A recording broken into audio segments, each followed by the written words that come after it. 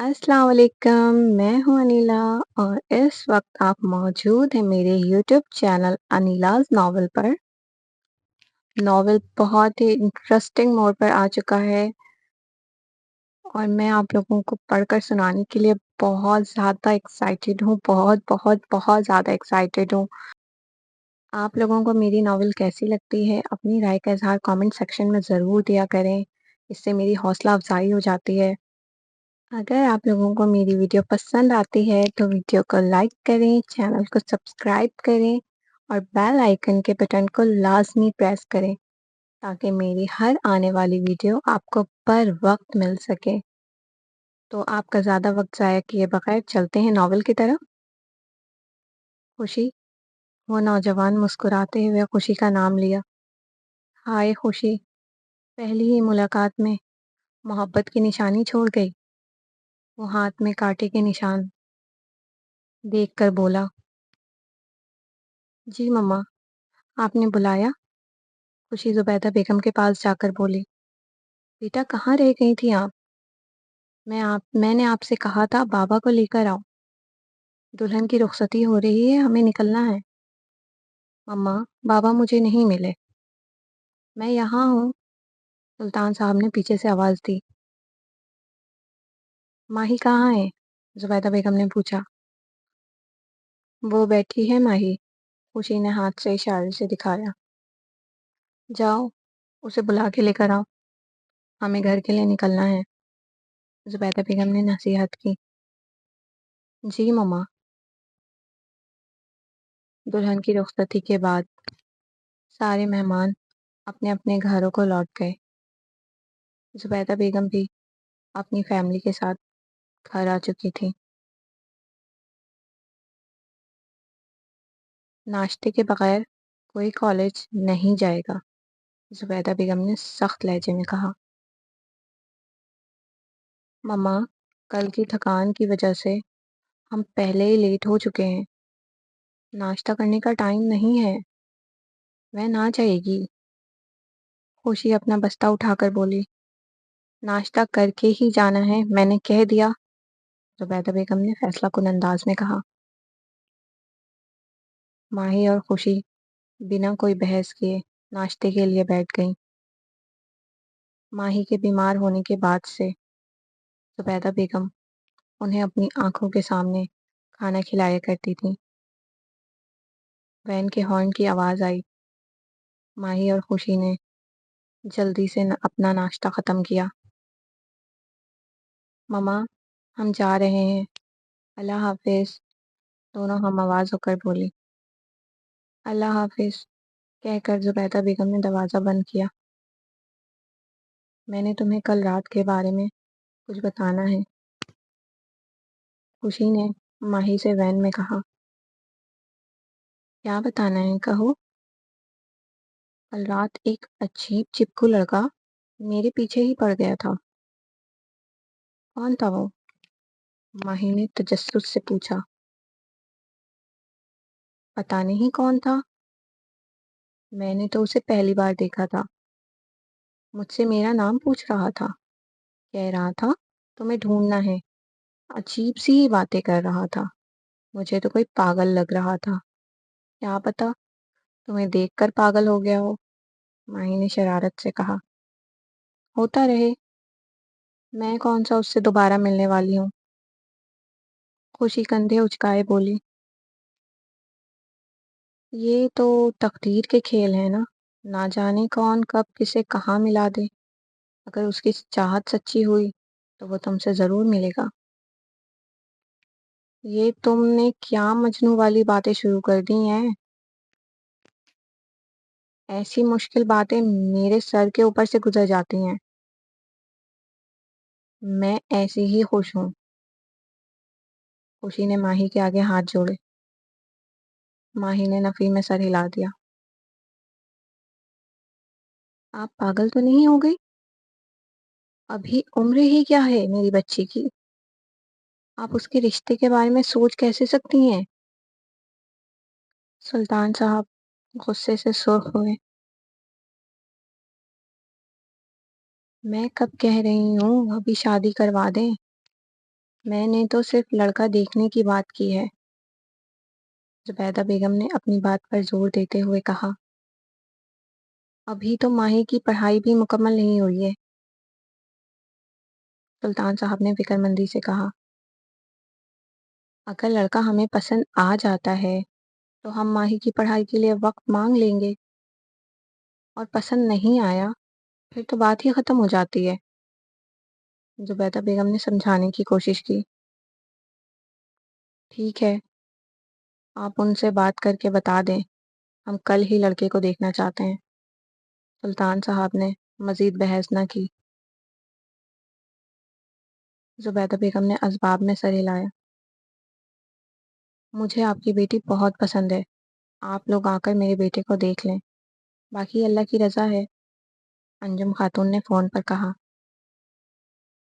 جی بہتر ہے، ہم کل ہی آپ کے بیٹے کو دیکھنے آئیں گے، زبیدہ بیگم نے جواباً کہا۔ جی ضرور، مجھے انتظار رہے گا۔ ماہی، تم جانتی ہو مما بابا تمہارے لیے لڑکا دیکھنے گئے ہیں؟ خوشی پرجوش ہو کر بولی۔ جانتی ہوں، ماہی نے سرد لہجے میں کہا۔ کیا تم خوش نہیں ہو؟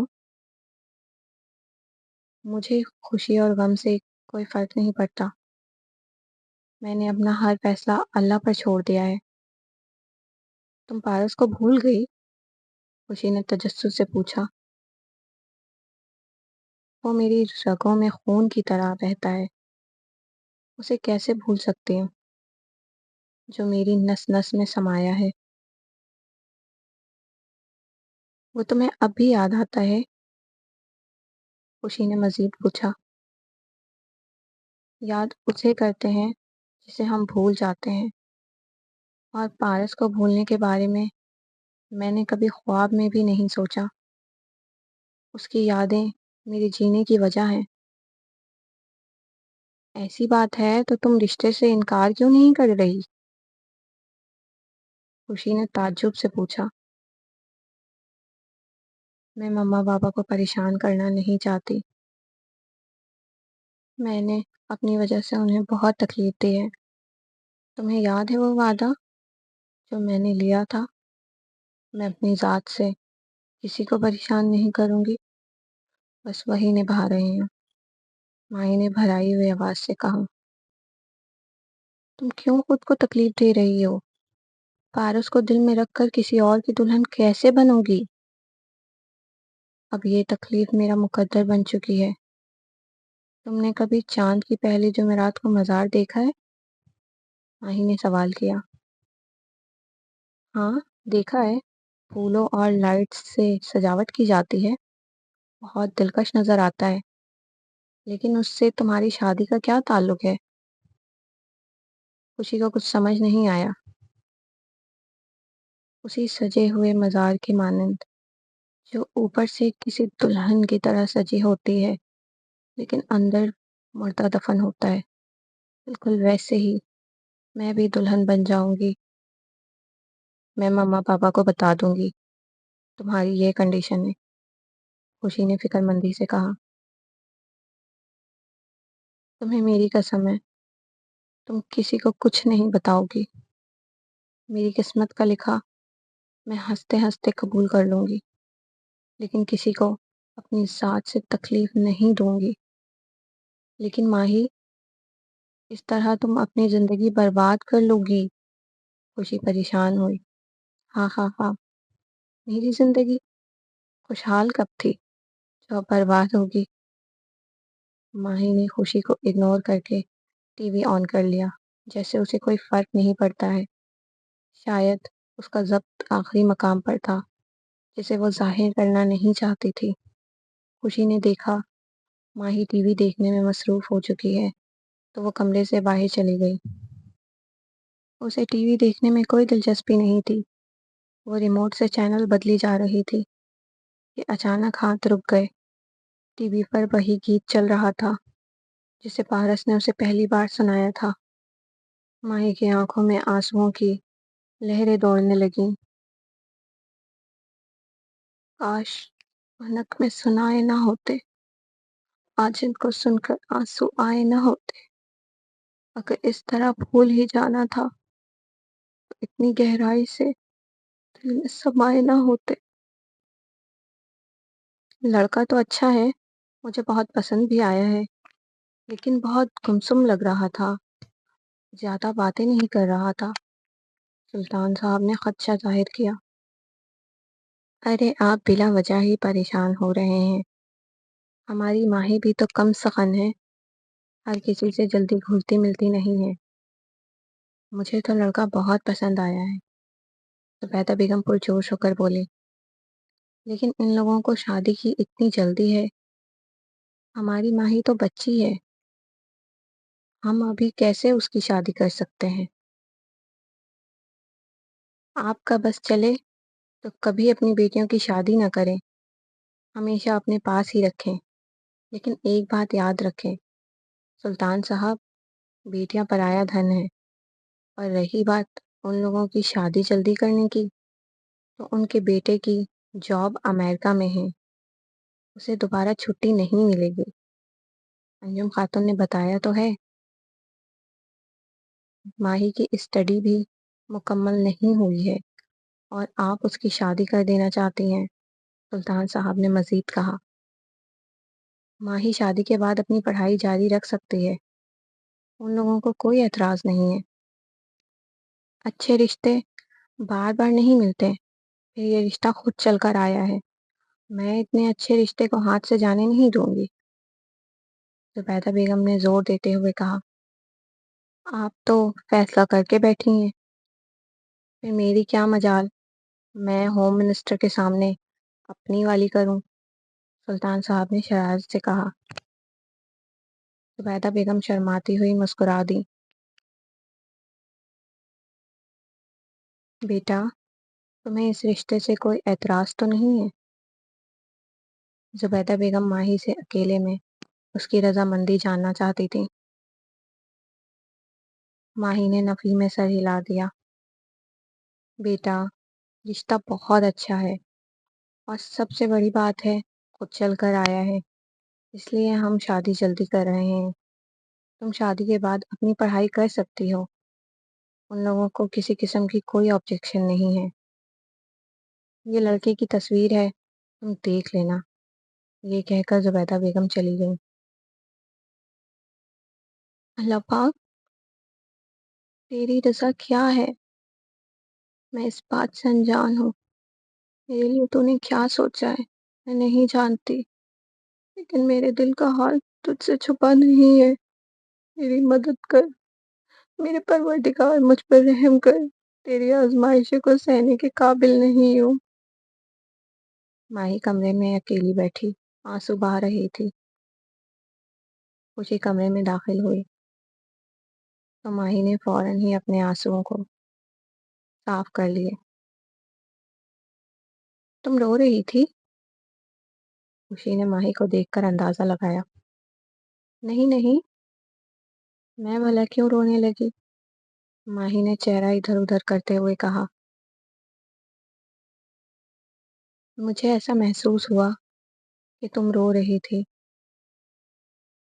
तुम्हें गलत फहमी हुई है। अरे वाह, दूल्हा भाई तो बहुत हैंडसम है। खुशी ने साइड टेबल पर रखी तस्वीर उठाई। खुशी, मैं कुछ देर तन्हाई में रहना चाहती हूँ, प्लीज़ मुझे अकेला छोड़ दो, माही ने दरख्वास्त की। ओके ओके, जा रही हूँ। लोग मेरी कंपनी के लिए तरसते हैं, यहाँ किसी को मेरी कदर ही नहीं है। खुशी बड़बड़ाती हुई कमरे से बाहर निकल गई।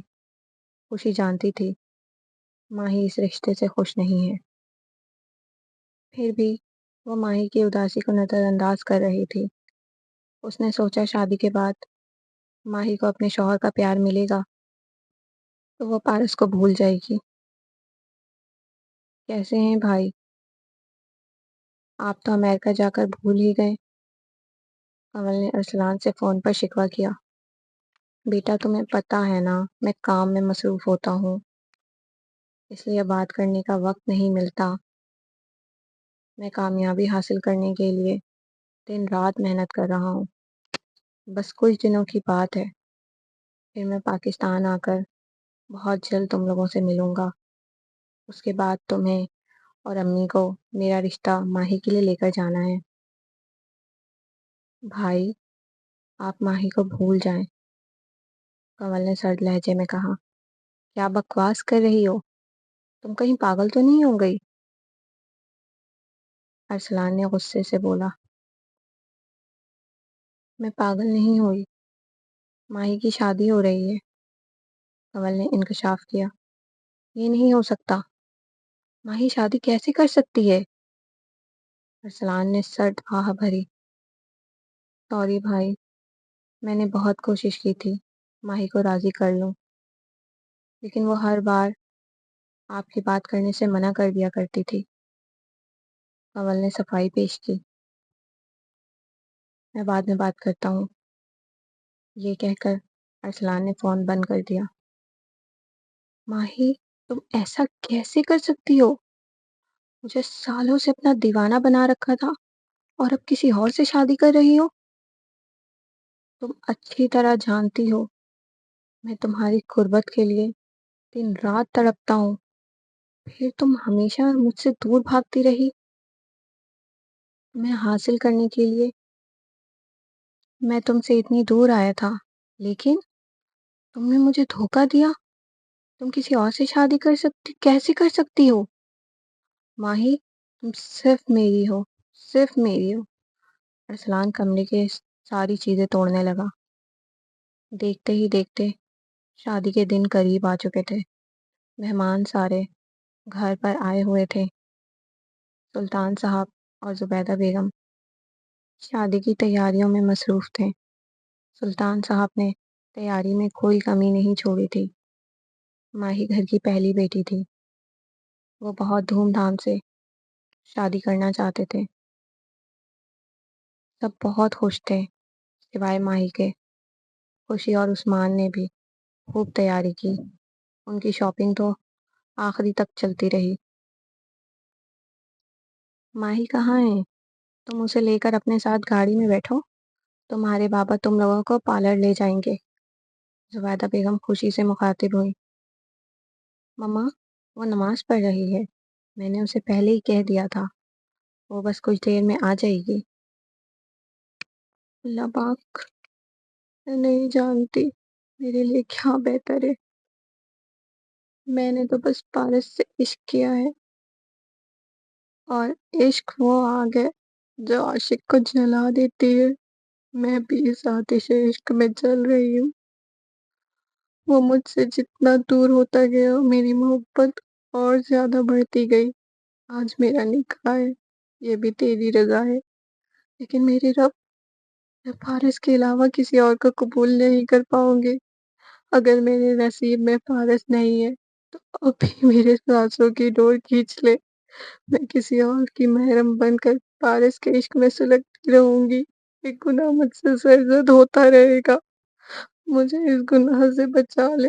مجھ پر رحم کر میرے پروردگار، مجھ پر رحم کر. ماہی رو رو کر اپنی فریاد اللہ کے حضور پیش کر رہی تھی. ماہی جلدی آؤ بیٹا، آپ کے بابا کو اور بھی کئی کام کرنے ہیں.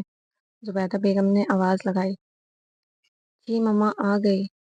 ماہی کمرے سے باہر نکلتی ہوئی بولی. تم لوگ تیار ہو جاؤ تو مجھے کال کر لینا، میں لینے آ جاؤں گا. سلطان صاحب نے گاڑی میں بیٹھتے ہوئے کہا. جی بابا، خوشی نے جواب دیا. زبیدہ بیگم اور عثمان گھر میں موجود مہمان ہال کے لیے روانہ ہو چکے تھے. باقی دور کے رشتہ داروں کو ڈائریکٹ ہال میں آنا تھا.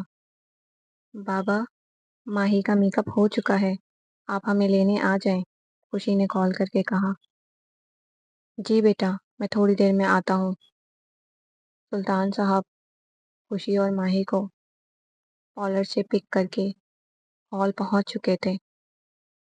خوشی نے ماہی کو ڈریسنگ روم میں بٹھایا. بارات آ گئی، بارات آ گئی، یہ آواز آنے لگی. یہ شور سن کر ماہی کی گھبراہٹ بڑھنے لگی. خوشی اور عثمان باقی کزن بارات کے ویلکم کے لیے چلے گئے۔ عثمان نے دولہے کو اسٹیج پر بٹھایا۔ نکاح کے لیے قاضی صاحب کو بلوایا گیا۔ دلہن کا نکاح ڈریسنگ روم میں ہوگا۔ سلطان صاحب نے شرط رکھی۔ مجھے کوئی اعتراض نہیں ہے۔ ابھی آپ کی بیٹی ہے، جو آپ کا فیصلہ ہوگا وہی ہماری مرضی ہوگی۔ انجم خاتون نے اعتراض جتائے بغیر بات مان لی۔ سلطان صاحب، زبیدہ بیگم، انجم خاتون اور قریبی رشتہ دار ڈریسنگ روم میں آ گئے، جبکہ خوشی اور عثمان وہاں پہلے سے موجود تھے۔ قاضی نے نکاح شروع کیا۔ ماہی سلطان ولد سلطان عالم، آپ کا نکاح جنید احمد ولد احمد علی سے طے ہونا قرار پایا ہے، کیا آپ نے قبول کیا؟ ماہی نے کچھ نہیں کہا، وہ خاموش تھی۔ اسے معلوم تھا اس ایک ہاں کے بعد اس کی زندگی بدل جانے والی تھی۔ بولو میرا بیٹا، سلطان صاحب نے پیار سے بولا۔ ق- ق- قبول ہے۔ کیا آپ نے قبول کیا؟ ق- قبول ہے۔ کیا آپ نے قبول کیا؟ اب ماہی بالکل خاموش تھی۔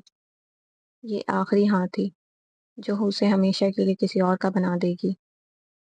شاباش بیٹا، بولو، زبیدہ بیگم نے ماہی کی طویل خاموشی پر کہا۔ ق- ق- ق- ق- قبول ہے، ماہی نے کانپتے ہوئے ہونٹوں سے کہا۔ دوپٹے کا پلو اپنی مٹھی میں مضبوطی سے قید کر رکھا تھا۔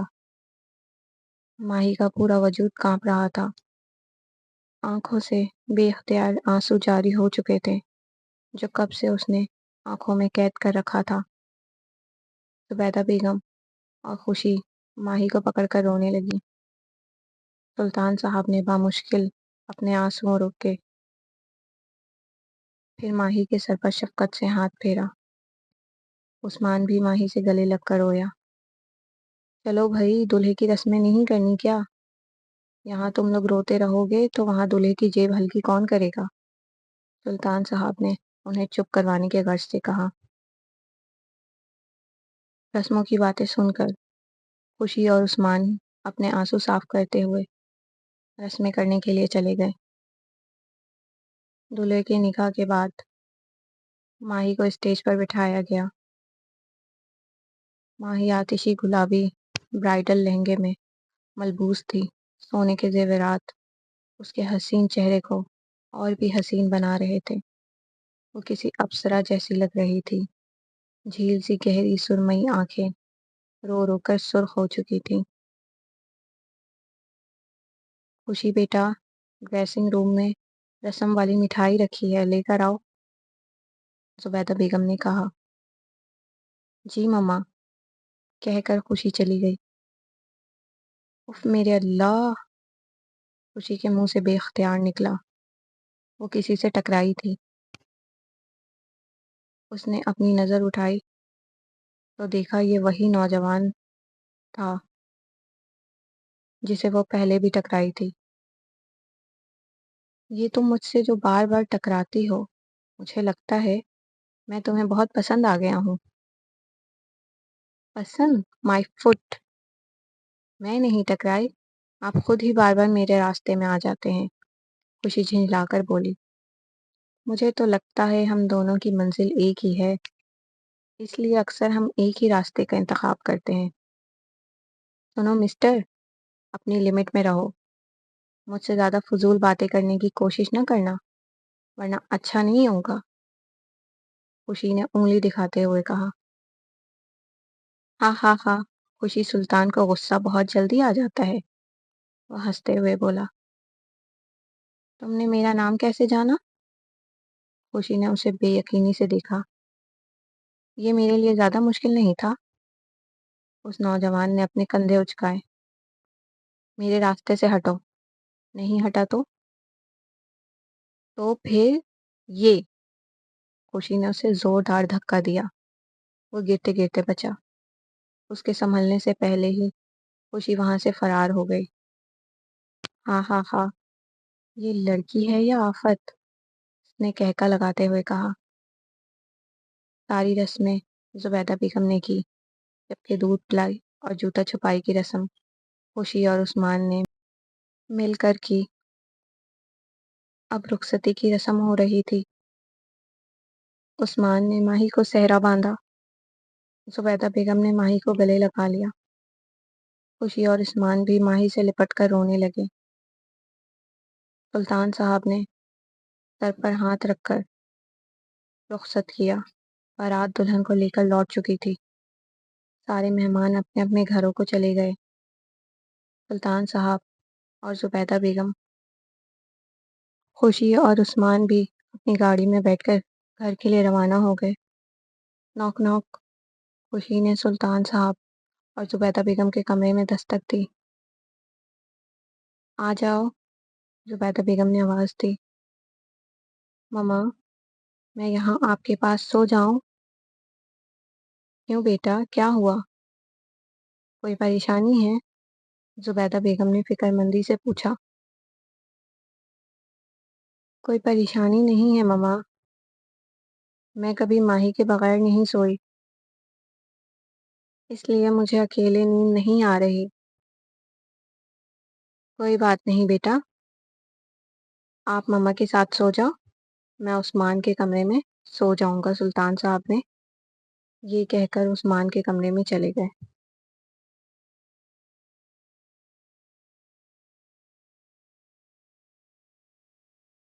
کیا دیکھ رہی ہو؟ انجم خاتون ماہی کو کمرے میں لے جاتے ہوئے پوچھی۔ کچھ نہیں، ماہی نے ہولے سے کہا۔ ماہی انجم خاتون کا گھر دیکھ کر حیران تھی۔ یہ شادی والا گھر لگ ہی نہیں رہا تھا۔ نہ کوئی رشتہ دار، نہ کوئی شور، نہ ہنگامہ۔ چند ملازم تھے جو اپنے اپنے کاموں میں مصروف تھے۔ جنید میرا اکلوتا بیٹا ہے۔ جنید جب 2 برس کا تھا، اس کے والد کا انتقال ہو گیا تھا۔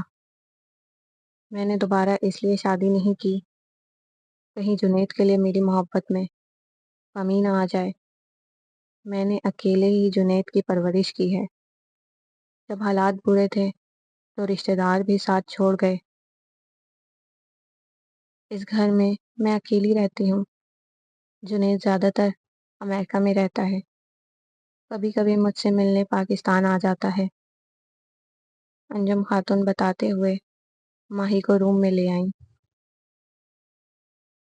جنید اپنے دوستوں کے ساتھ لان میں ہے، تھوڑی دیر میں آ جائے گا۔ تمہیں کسی چیز کی ضرورت ہو تو کہہ دینا۔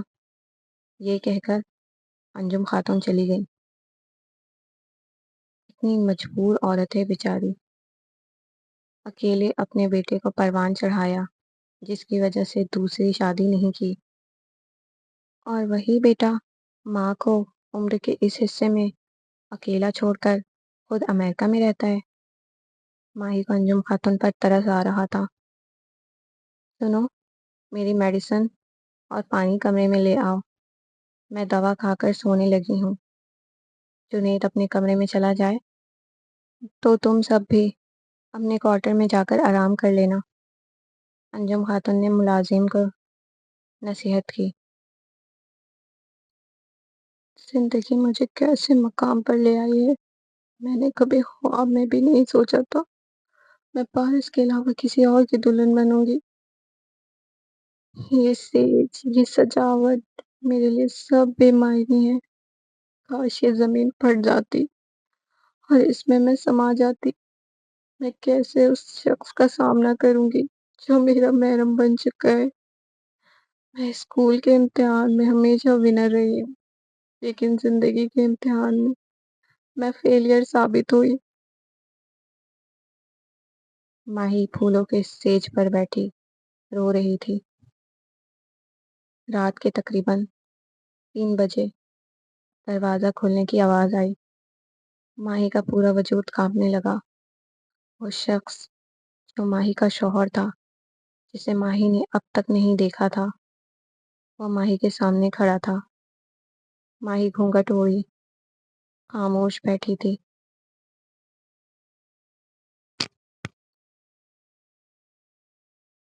آتش عشق کے 10th ایپیسوڈ کا اختتام ہوا۔ آپ لوگوں کو یہ ایپیسوڈ کیسی لگی؟ اپنی رائے کا اظہار کامنٹ سیکشن میں ضرور دیں۔ اپنا بہت خیال رکھیے گا۔ اللہ حافظ۔